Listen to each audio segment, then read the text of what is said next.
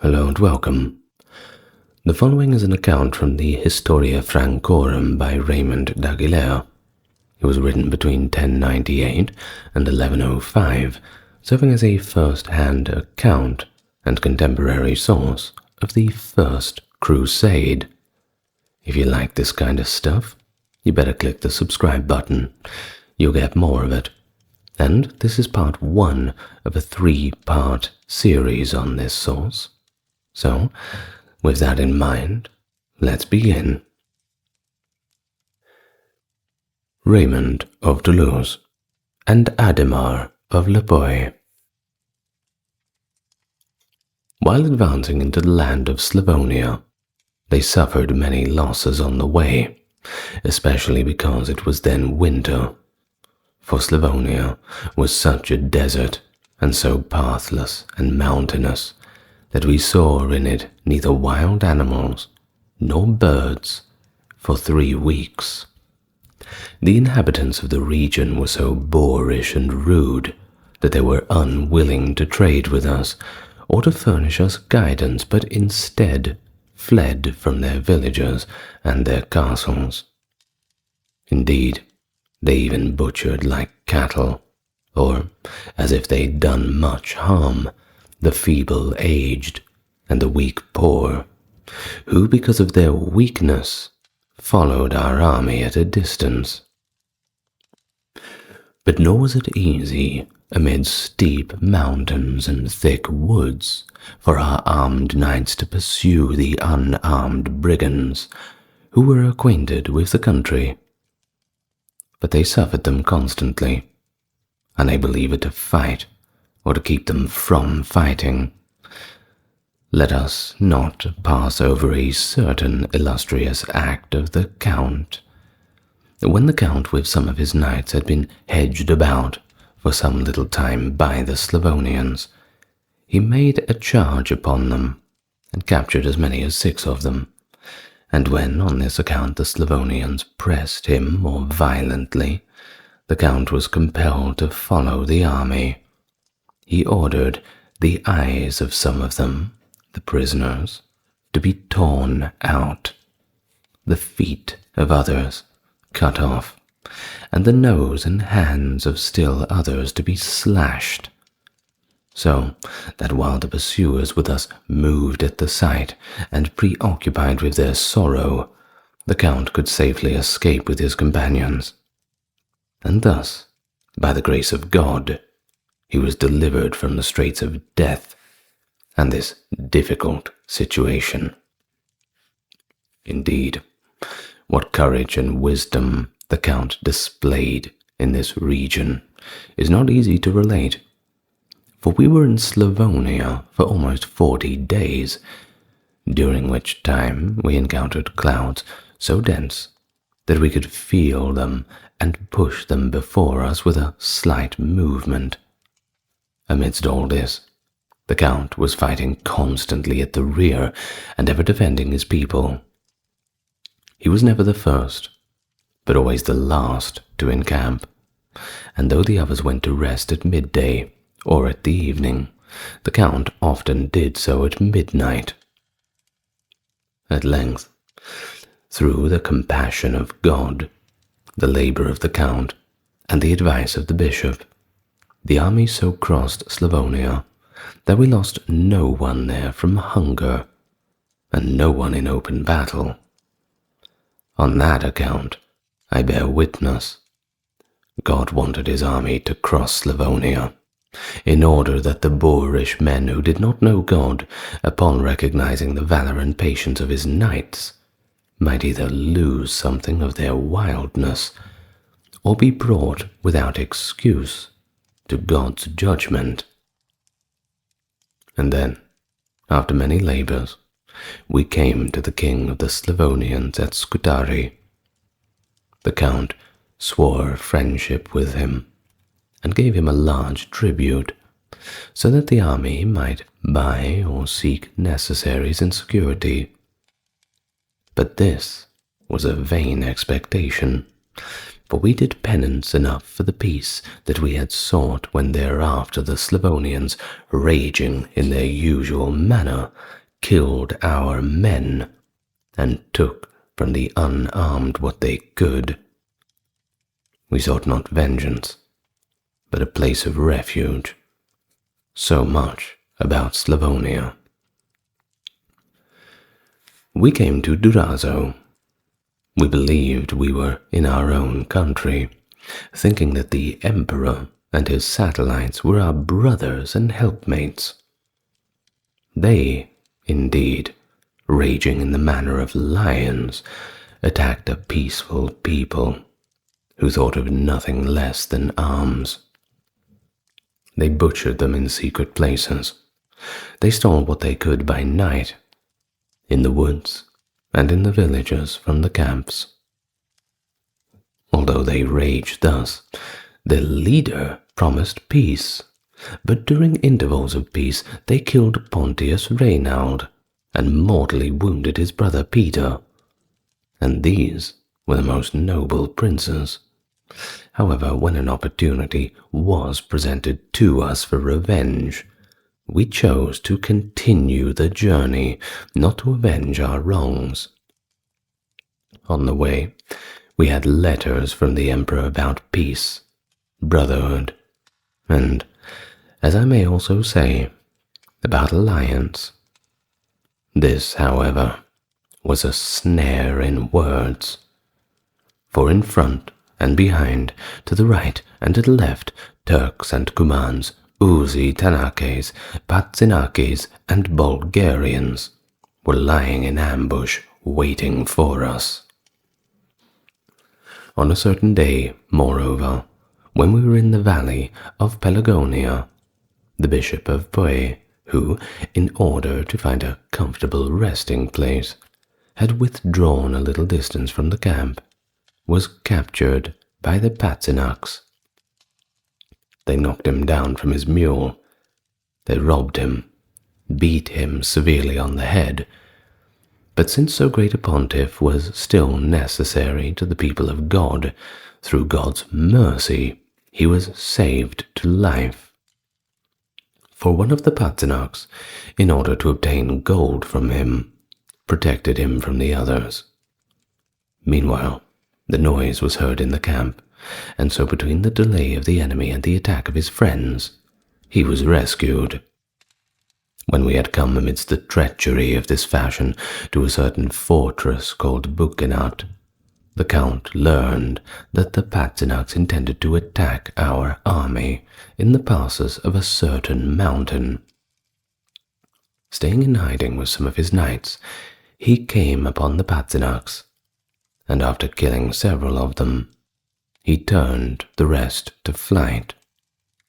Meanwhile, pacifying letters from the emperor reached us, and yet by his evil design the enemy surrounded us on all sides. We came to Thessalonica.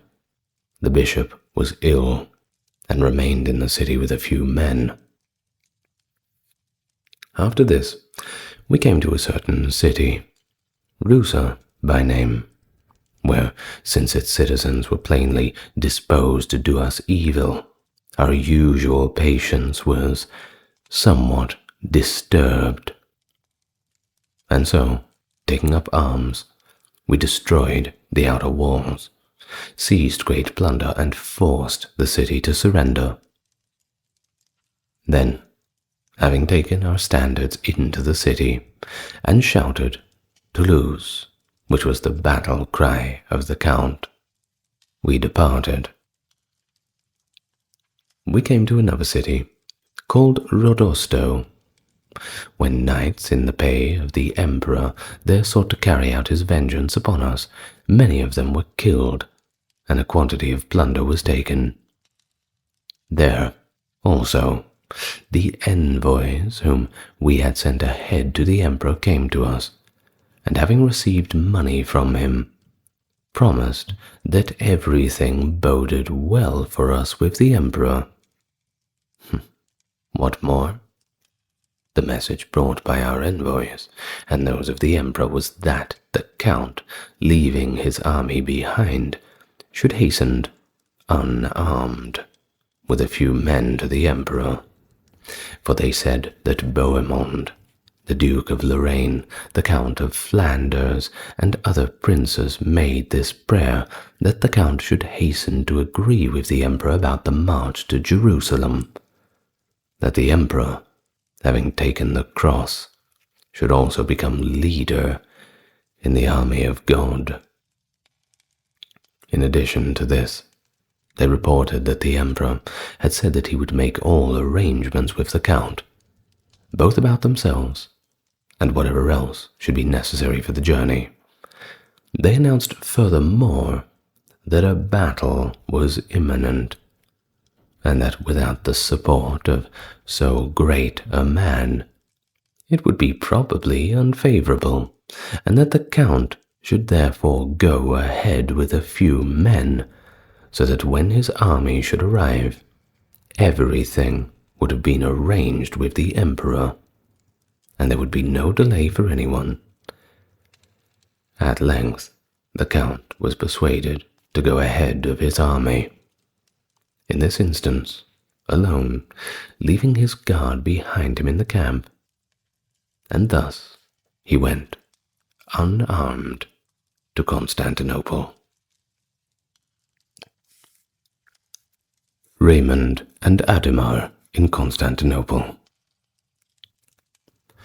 Although events have likely accompanied the writer so far with happy and favorable step, they now follow with so great a weight of bitterness and sorrow that it grieves me to have begun what I have vowed to finish. What, indeed, is the most important and first manner that I shall proceed to mention? The most false and detestable deceit of the emperor's admonition, or the most base flight and unthinkable desperation of our army? Or shall I leave a monument of perpetual sorrow by enumerating the deaths of such great princes? Let anyone who desires to know this, however, seek it rather from others than from me. This one very memorable event I consider to merit excuse from silence. When our men thought of abandoning the camp, taking flight, deserting their fellows, and leaving everything that they had brought along from such distant regions, they were brought back by the saving deeds of penance, and fast to such staunch fortitude that only shame at their former desperate condition and flight most deeply affected them. So much may be said about this. Accordingly, when the Count had been received most honorably by the emperor and his princes, the emperor demanded of the Count homage and the oath which the other princes had made to him. The Count replied that he had not come hither to make another his lord, or to fight any other than the one whom he bade left his country and his possessions. Nevertheless, if the emperor would go to Jerusalem with the army, he would commit himself and his men and all the goods to him. But the emperor excused himself from the journey by saying that he greatly feared lest the Germans, Hungarians, Cumans, and other wild peoples would devastate his empire if he made the journey with the pilgrims. Meanwhile, the Count, upon bearing of the flight of death of his men, believed that he had been betrayed, and through certain of our princes he had vehemently charged the emperor with having committed treason. But Alexius said that he did not know that our men had devastated his kingdom, and that B and his men had suffered many injuries, that there was nothing of which the Count could complain, except that while the army of the Count in its usual manner was devastating the villages and towns, it took to flight upon seeing the emperor's army. Nevertheless, he promised that he would give satisfaction to the Count and offered Bohemond as a hostage for the satisfaction. They went to trial. The Count, according to law, was compelled to give up his hostage. Meanwhile, our army came to Constantinople, and after this, the bishop, whom the army had left ill at Durazzo, followed us with his brother. Alexius asked homage again and again, and promised that he would give much to the Count, if he would do him the desired homage as the other princes had done.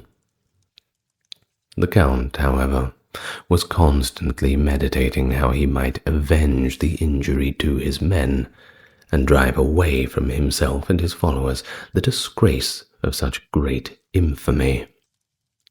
But the Duke of Lorraine, the Count of Flanders, and the other princes deprecated such actions, saying that it would be very foolish to fight with Christians when the Turks were threatening. Bohemond, indeed, promised that he would aid the Emperor if the Count made any attempt against the Emperor, or if he no longer refused homage and oath. Thereupon the Count took counsel with his men, and swore that neither in person nor through action would be sully the life and honor of Alexius.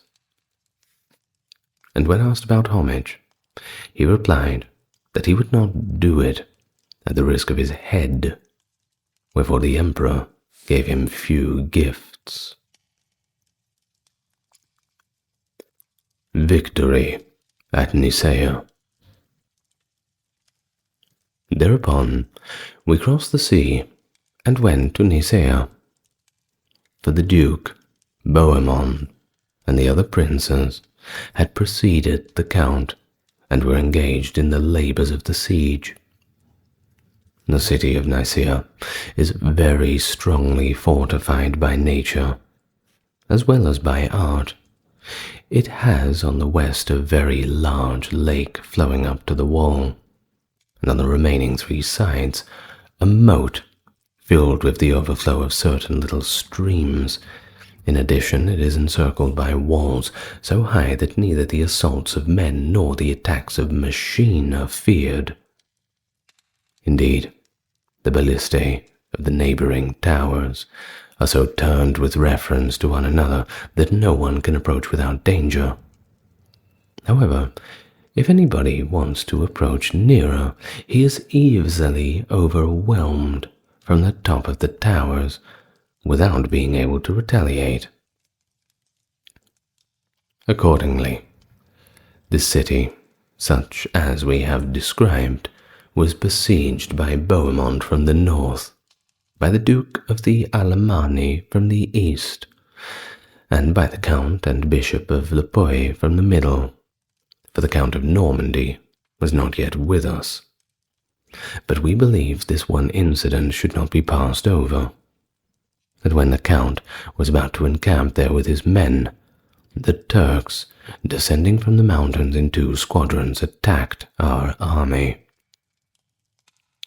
Their plan, indeed, was that while one party of the Turks assailed the Duke and the Alemanni who were on the east, the other party, entering the middle gate of the city and passing out through another, would easily drive our men from the camp, at a time when they were not expecting such an attack. But God, who is wont to reverse the plan of the impious, so altered their preparations that, as if it had been arranged, he sent the Count, who was preparing to encamp with his men upon the squadron of Turks, which was now about to enter the city. He put them to flight at the first charge, and, after killing several, pursued the rest to the top of the mountain. The other party of Turks, which wanted to attack the Alemanni, was put to flight in the same way and destroyed. After this, machines were constructed, and the wall attacked in vain, for it was very firm against us and was valiantly defended by arrows and machine. So we fought 5 weeks with no result. At length, through God's will, some men of the household of the bishop and the count dangerously enough approached the former town, which faced the east. And having made a testudo at the tower, they began, after a struggle, to undermine one of the towers, and by digging through it to the ground.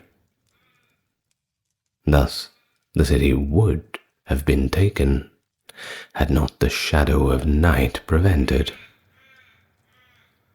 However, the wall was rebuilt during the night, and this rendered our former labor in vain.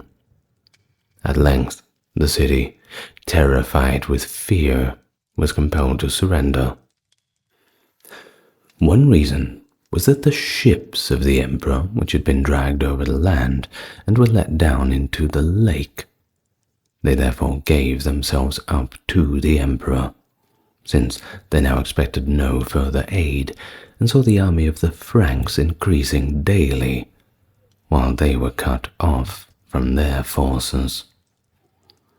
The Count of Normandy had come.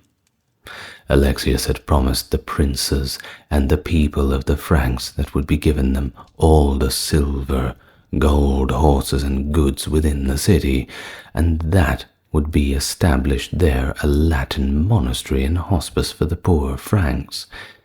Besides, that would be give to each one of them the army so much of his own possession that they would always want to fight for him. Accordingly, the Franks, placing their faith in these promises, approved the surrender. And so, when Alexius had received the city, he afforded the army such an example of gratitude that, as long as they live, the people will curse him and proclaim him a traitor. We recognized then that the emperor had betrayed Peter the Hermit, who had long before come to Constantinople with a great multitude, for he compelled him, ignorant of the locality and of all military matters, to cross the strait with his men and expose them to the Turks. Moreover, when the Turks from Nicaea saw the unwarlike multitude, they cut them down without effort or delay to the number of 60,000. The rest, indeed, fled to a certain fortified place and escaped the swords of the Turks. But the Turks, made bold and haughty by this, sent the arms and the captives, which they had taken there, to the Saracens and the nobles of their own race. And they wrote to the peoples and cities far off that the Franks were of no account in battle. The Siege of Antioch. And since, already, in the 3rd month of the siege, food was bought too dearly, Beaumont and the Count of Flanders were chosen to lead an army into Hispania for food, the Count and the Bishop of Puy being left as a guard in the camp. For the Count of Normandy was away at the time, and the Duke was very ill. However, when the enemy learned this, they repeated their customary assaults. The Count, moreover, was compelled to attack them in his usual manner, and after forming the ranks of the foot soldiers, he, with some knights, pursued the assailants. He captured and killed 2 of them on the slope of the little mountain, and forced all the enemy to enter by a bridge. As our foot soldiers saw this, they left their posts and their standards, and ran in a mob up to their bridges. And, When there, as if already in safety, they cast stones and weapons upon those who were defending the bridge. The Turks, after forming a long line, began to rush against our men by the bridge and by a path which was lowered down. Meanwhile, our knights chased towards a bridge a certain horse whose master they had overthrown. When our people saw this, thinking our knights in flight, they showed their backs to the enemy without delay. Then the Turks killed without ceasing those who fled.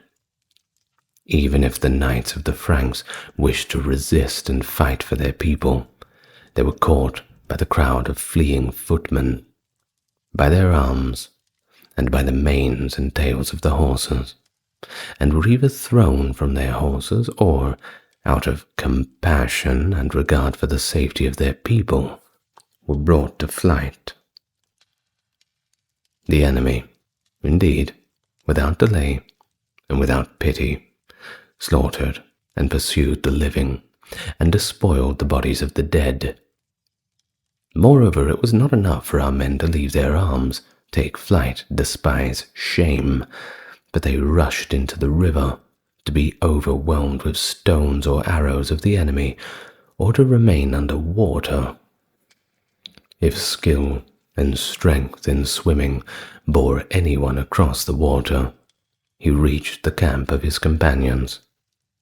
However, our flight extended from their bridge to our bridge, and there they killed about 15 of our knights and about 20 foot soldiers. The standard bearer of the bishop was killed there, and his standard was captured.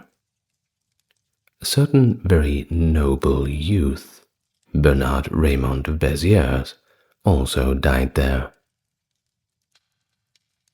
Let the servants of God neither complain or be angry with us, if our men bequeathed such open shame to the memory of our army, since God, who in this way desired to drive to penance the minds of adulterers and robbers, at the same time gladdened our army in Hispania. For a rumour, going forth from our camp, announced to Bohemond and his fellows that all was prosperous, and that the Count had gained a most noble victory. Moreover, this report aroused their spirits no little. After Bohemond had besieged a certain village, we heard some of his peasants suddenly fleeing and shouting. And when he had sent knights to meet him, they saw an army of Turks and Arabs close at hand. Moreover, among those who had set out to determine the cause of the flight and outcry was the Count of Flanders, and with him certain Provençals. For all from Burgundy, Auvergne, Gascony, and all Goths are called Provençals, while the others are called the Frankish race, that is, in the army. Among the enemy, however, all are spoken of as Frankish. Now this Count of Flanders, as we have said, however, thinking it a disgrace to report about the enemy before attacking them, rushed impetuously against the phalanxes of the Turks. The Turks, indeed, unaccustomed to conduct battles with swords, took to flight for refuge. Nor did the Count sheath his sword until he had removed 100 of the enemy from life. When he was now returning to Bohemond as victor, he saw 12,000 Turks coming behind him, and rising up on the nearest hill towards the left, he saw a countless multitude of foot soldiers. Then, after communicating his plan to the rest of the army, he took a number of men back with him, and violently attacked the Turks. Bohemond, indeed, followed at a distance with the rest of the guarded and rear lines, for the Turks have this custom in fighting, even though they are fewer in number, they always strive to encircle the army. This they attempted to do in this battle also, but by the foresight of Bohemond and the wiles of the enemy were prevented. When, however, the Turks and the Arabs, coming against the Count of Flanders, saw that the affair was not to be conducted at a distance with arrows, but at close quarters with swords, they turned in flight. The Count followed them for 2 miles, and in this space he saw the bodies of the killed lying like bundles of grain reaped in the field. The ambushes which Bohemond had encountered were scattered and put to flight in the same way, but the countless horde of foot soldiers, of which we spoke above, slipped away in flight through the places impassable to horses. I would dare, I say, would it not be arrogant to judge, to place this battle ahead of the fights of the Maccabees, since if Maccabeus with 3,000 felled 48,000 of the enemy, more than 60,000 of the enemy were here turned in flight by a force of 40 knights. I do not, indeed, belittle the valor of the Maccabees, nor exalt the valor of our knights, but I say that God, in marvelous in Maccabeus, was now more marvelous in our troops. A strange result of this achievement was that after the enemy had put to flight, the courage of our men decreased, so that they did not dare to pursue those whom they saw headlong in flight.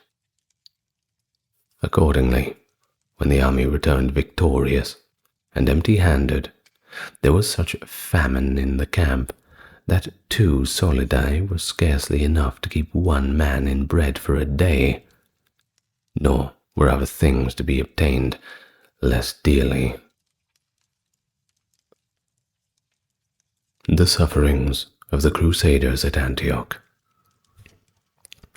And so the poor began to leave, and many rich who feared poverty. If any for love of valor remained in the camp, they suffered their horses to waste away by daily hunger. Indeed, straw did not abound, and fodder was so dear that 7 or 8 solidi were not sufficient to buy 1 night's food for a horse. Another calamity also befell the army, for Bohemond, who had become the most distinguished in Hispania, announced that he would leave, that he had come for honor, and now beheld his men and horses perishing for want, and he further said that he was not a rich man, whose private resources would suffice for so long a siege. We found out afterwards that he had said this for the reason that he was ambitiously longing to become the head of the city of Antioch. Well, meanwhile, there was a great earthquake on the 3rd day before the calends of January, and we beheld a very marvelous sign in the sky. For in the first watch of the night the sky was so red in the north that it seemed as if dawn had risen to announce the day. And though, in this way, God chastised his army, so that we were intent upon the light which was rising in the darkness, yet the minds of some were so blind, and they abandoned that they were recalled from neither luxury nor robbery. At this time, the bishop prescribed a fast of 3 days, and urged prayers and alms together with a procession. Upon the people, moreover, he commanded the priests to devote themselves to masses and prayers, the clerics to psalms. Thereupon the merciful Lord, remembering his compassion, put off the punishment of his children, lest the arrogance of their adversaries increase. There was, Besides, in our army a certain member of the emperor's household, whom he had given to us in his place, Tatius by name, mangled in nose and all virtue. I had almost forgotten him, since he deserved to be abandoned to oblivion forever. This man, however, was daily whispering in the ears of the princes that they should scatter to the neighboring camp, and then assail the people of Antioch by frequent assaults and ambush. However, as all this was made clear to the Count, for he had been sick since the day when he was forced to flee at the bridge, he called his princes and the Bishop of Puy together. After holding a council, he gave them 50 marks of silver on this condition, truly, that if any of his knights lost a horse, it should be restored to him out of those 50 marks and other resources which had been given to the Brotherhood.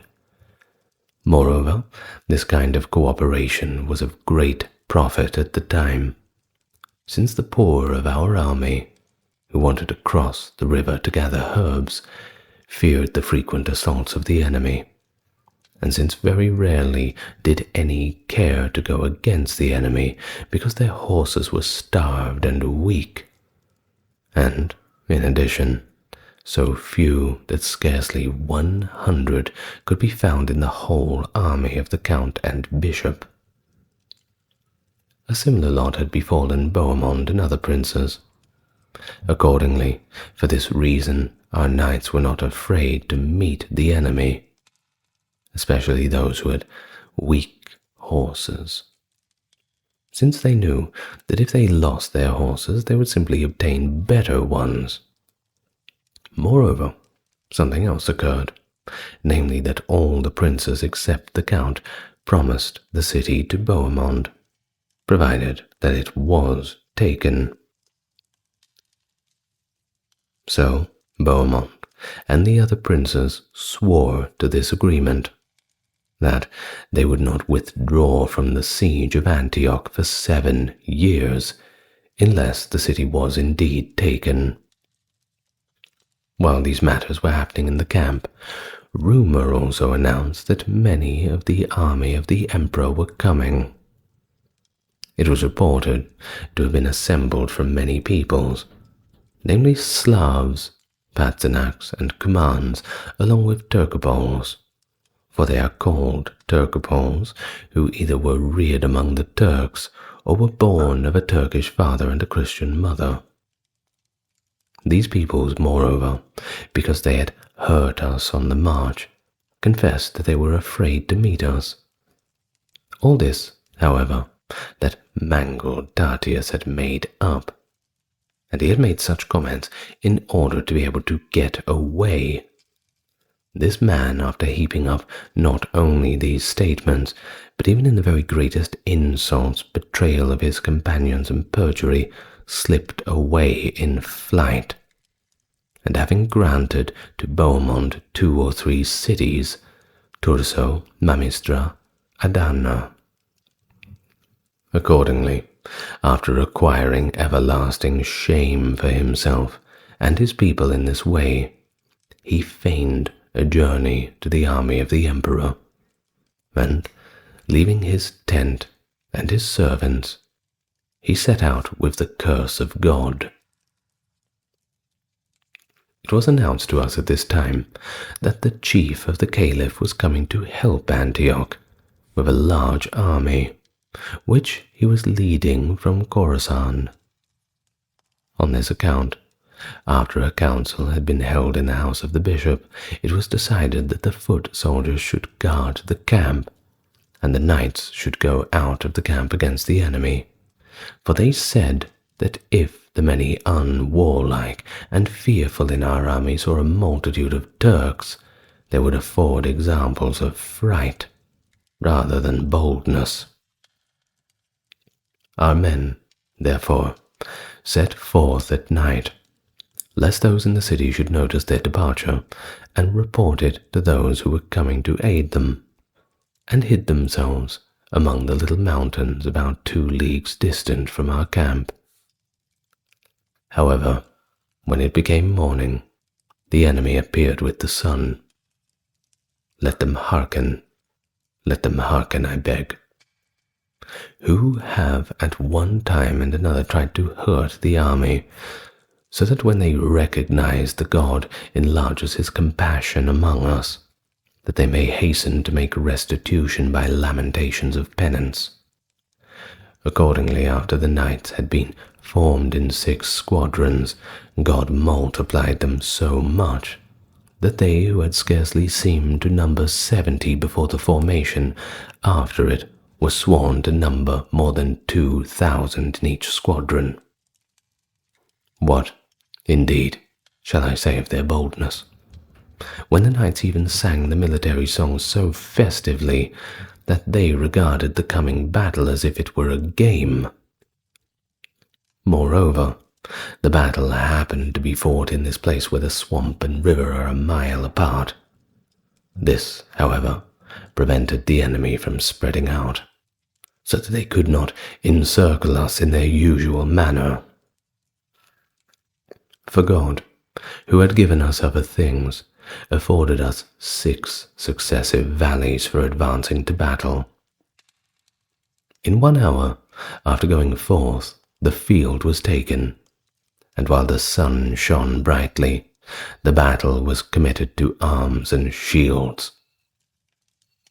Our men, moreover, at first advanced a little, while the Turks, though they scattered to shoot with their bows, yet made a move to retreat.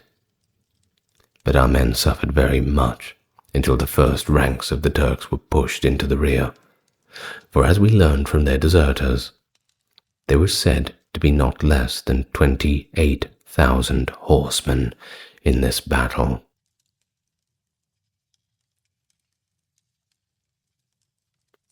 And when the first line of the Turks was sufficiently mixed up with the following lines, the Franks called upon the Lord and charged. Nor was there delay. The Lord, strong and mighty in battle, was present. He protected his children and hurled down the enemy.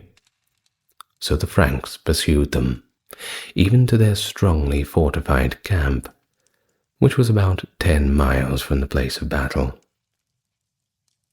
But the custodians of the camp, upon seeing this, set fire to it and fled. We were, however, so rejoiced and exultant at this, that we hailed as a second victory the burning of the camp.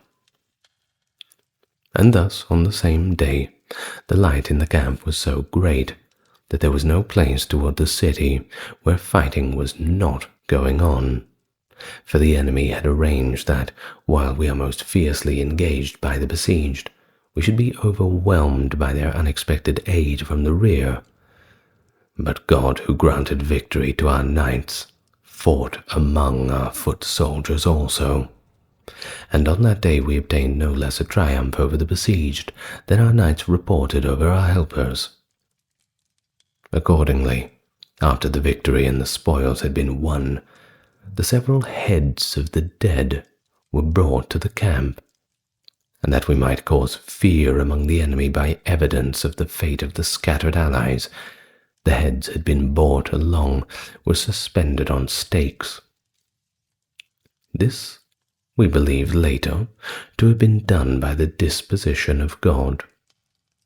For when the standards of the Blessed Mary had been captured, they put it point downward to the ground, as if to shame us. And thus it happened that they were restrained from taunting us by the sight of the uplifted heads of their men. At this time, there were in our camp envoys from the king of Babylon, who, upon seeing the wonders which God was working through his servants, glorified Jesus, the Son of the Virgin Mary, who through his poor had ground to dust the mightiest tyrants. These envoys, moreover, promised us favor and goodwill with their king. Besides, They told us of very many good deeds with their king toward the Egyptian Christians and our pilgrims. Thereupon our envoys were sent back with them to enter upon a treaty and friendship with the king. The fall of Antioch. Meanwhile, messengers began to come very frequently, saying that aid was coming to the enemy. Moreover, this report came to us not only from the Armenians and Greeks, but was also announced to us by those who were in the city.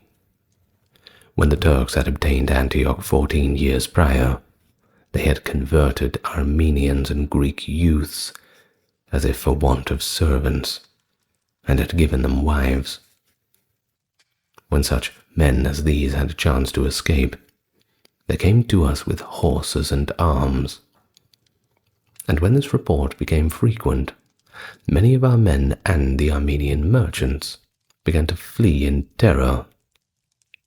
Meanwhile, good knights who were scattered among the fortresses came and bought arms, fitted and repaired them, and when the gradually lessening swelling of pride had flowed from our army, and courage, ever ready to undergo dangers with brothers and forebrothers, had come in its place, one of the converted who was in the city sent word to our princes through Bohemond that would be surrendering the city to us. Accordingly, when the plan had been communicated, the princes sent Bohemond and the Duke of Lorraine and the Count of Flanders to try it out. And when they had come to the hill of the city at midnight, an intermediary sent back by him who was surrendering the city had said, "Wait until the light passes." For 3 or 4 men went along the walls of the city with lamps all night, arousing and admonishing the watchers. After this, however, our men approached the wall, raised a ladder, and began to ascend. A certain Frank, Fulger by name, the brother of Boudeles of Chartres, was the first boldly to ascend the wall. The Count of Flanders, following, sent word to Bohemond and the Duke to ascend, and since all hurried, each to go ahead of the other, the ladder was broken. But those who had climbed up went down into the city and opened a certain little postern. Thus our men went in, and they did not take captive of any of those whom they found. When the dawn appeared, they shouted out.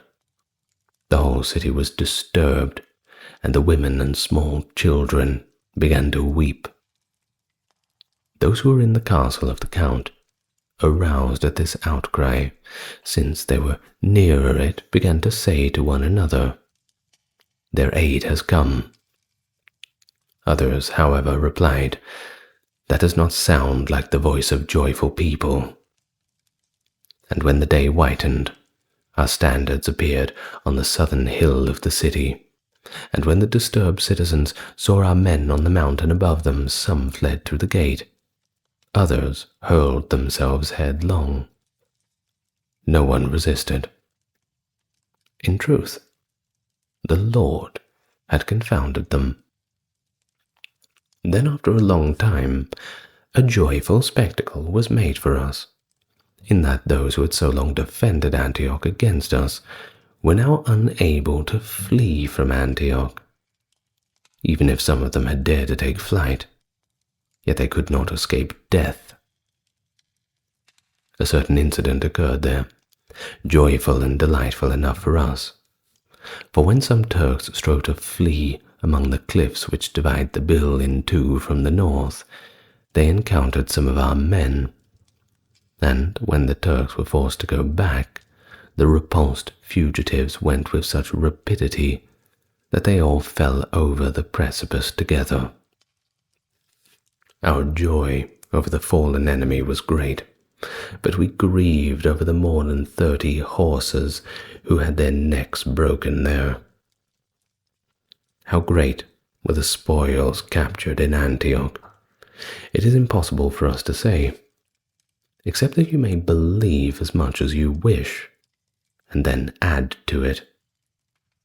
Moreover, we cannot say how many Turks and Saracens then perished. It is furthermore cruel to explain by what diverse and various deaths they died. When those foes who guarded the castle in the middle of the hill saw the destruction of their men, and that our men were refraining from besieging them, they kept their castle. Gracianus, however, who had gone out by a certain postern, was captured and beheaded by some Armenian peasants, and his head was brought to us. This, I believe, was done by the ineffable disposition of God, that he who had caused many men of his same race to be beheaded should be deprived of his head by them. The city of Antioch was captured on the 3rd day before the nones of June. It had been besieged, however, since about the 11th day before the calends of November. End of part 1. Well, I'd like to thank my top-tier patrons, Dark, Carey, Kimberly, Ember, Ben, Britt, Charles, Erin, James, Jeffrey, Melissa, Scott, Stark Factory, Wendy, Jaden, Sherry, Jessica, Christine, Sally, Katiana, Christine, Fizabo, Legitmus, and Maverick. Thank you very much for supporting. And if you really enjoyed this, you're going to get more of it tomorrow, because we have part 2 coming right up. See you then. Good night. Lots of love to you all.